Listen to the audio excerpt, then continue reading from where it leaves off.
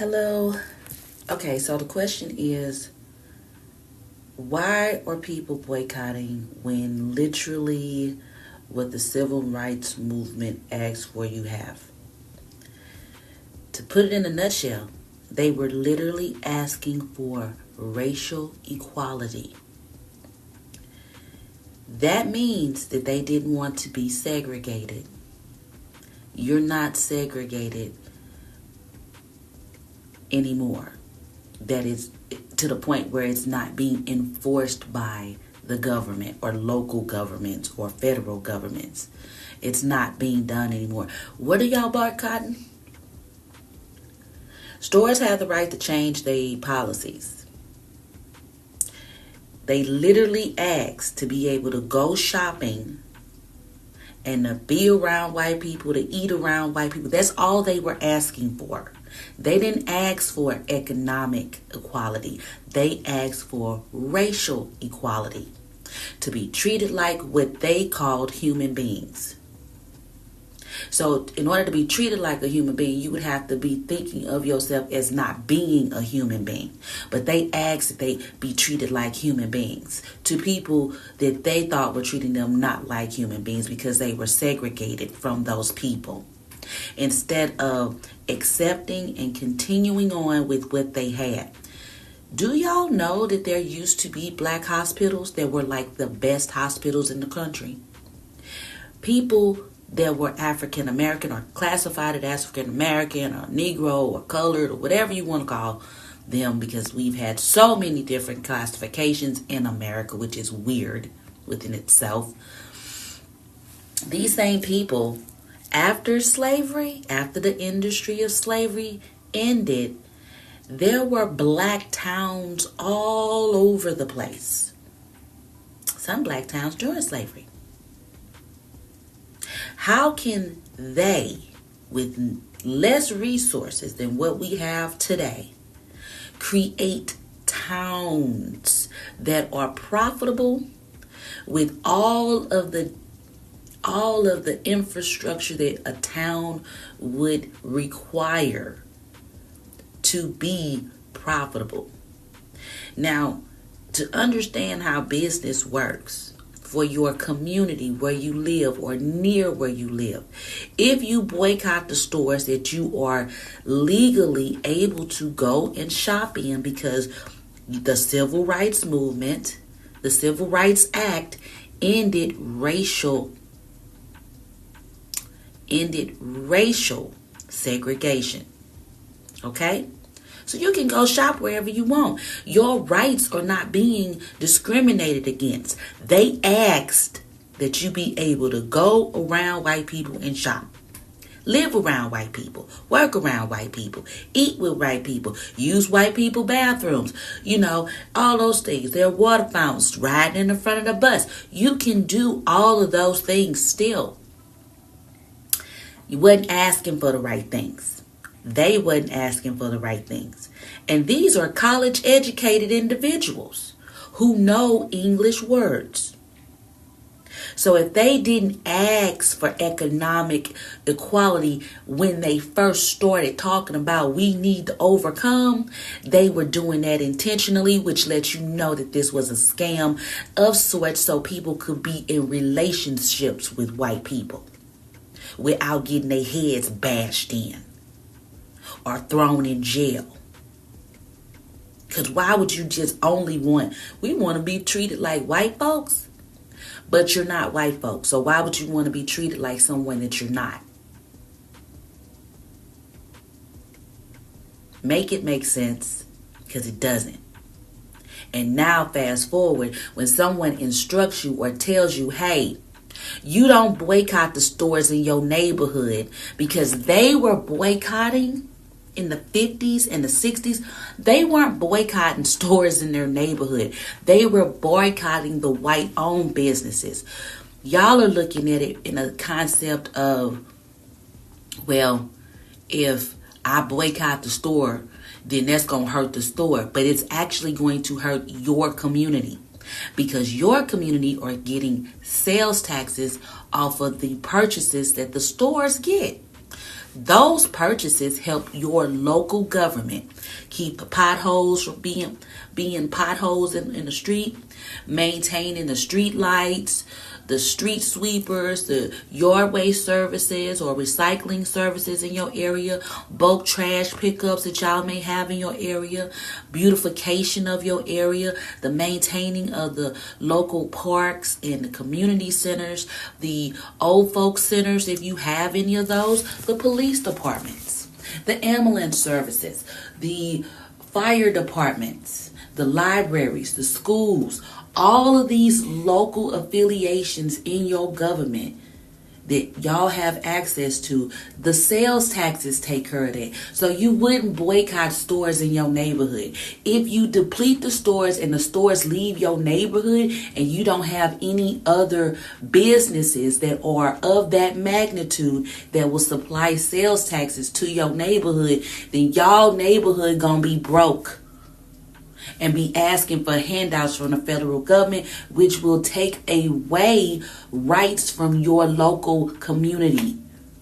I mean, it's an exchange, and the fact that y'all don't know how they work is sad because y'all are so eager to boycott. They didn't say that they getting rid of all of their employees that are black or whatever discriminatory DEI inclusion have hired people for. They didn't say that. They just said they weren't going to move forward with the program. But they didn't say that they were stopping hiring people. They didn't say that they weren't going to allow you to shop in their stores. They didn't say that they were going to put up, we're going to put those colored only signs and white only signs back up. They didn't say nothing like that.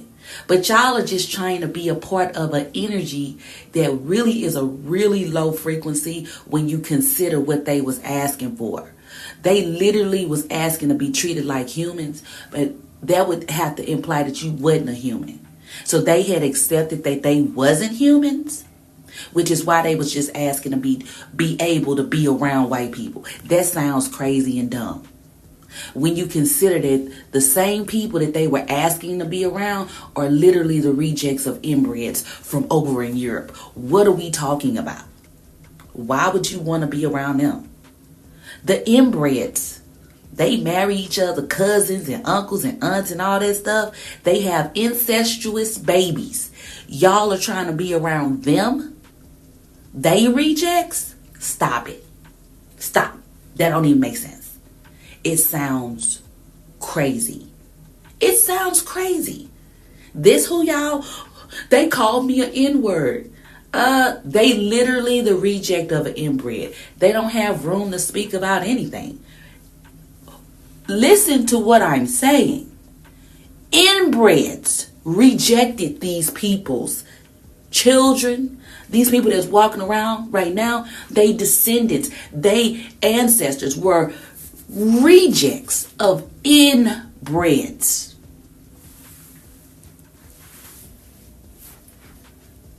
Marinate on that for just a second so you can just think about that. The rejects of inbreds, that's who you want to be around. If an inbred don't want to be around them, why would you want to be around them? And they been knowing that they was the rejects of inbreds. This ain't nothing new. This ain't new information. People been knowing they been marrying each other, cousins and stuff, having babies and stuff, and y'all sitting up praising these people. What are you doing? They asked to be able to be around white folks. You can be around white folks without going to jail. That's all they asked for. That's what they were marching for. That's what they were protesting. And the fact of the matter is that these people now, they have y'all protesting and boycotting stores that's in your area that's benefiting your community with the sales taxes that you pay to the stores that they give to the government. And you know sales taxes like something I'm torn on it. But if y'all actually thought that America was racist, you wouldn't be doing the stuff that y'all doing. There wouldn't be no black men and black men and black women arguing and debating against each other. And they would be a nucleus of a family to the point to where nothing could separate them. The fact of the matter is that Idiots. The fact of the matter is, all the civil rights movement did was destroy black families with desegregation. They gave up their rights, their most wealth that they had, they gave up their family structure.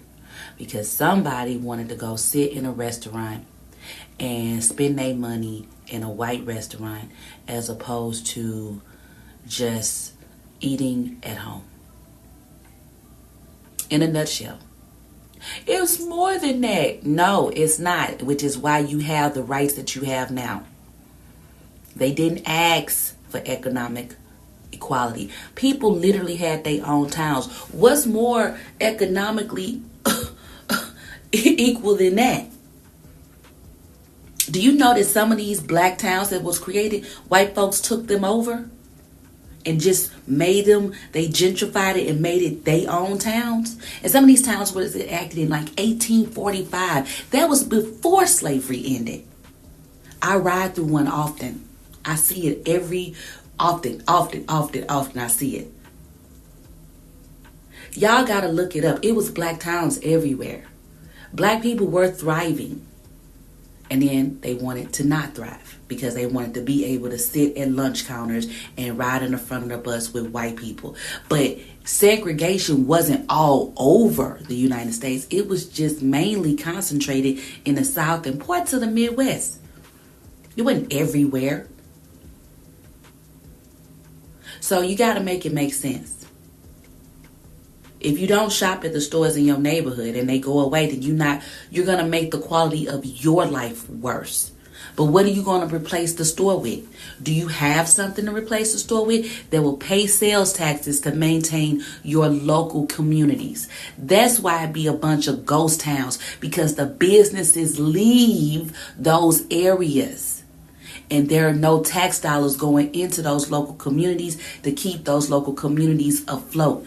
The sales taxes go to the local community. Your income taxes, the filing of that, going to the federal government. Y'all got to know how taxes work and what the structure is and how business work. If a creator tells you to keep buying the products and keep requesting the products, that's what you do to keep the things that you want in the store in the store. You can request that certain products be ordered by the store so you can purchase them. You just have to go to the customer service counter. It don't matter what it is. As long as you paying, they'll buy it. As long as it's not nothing illicit, I guess. I don't know for real, because I ain't never tried that. But do better. Do better. Know why you boycotting. Because you got your right to be around white people.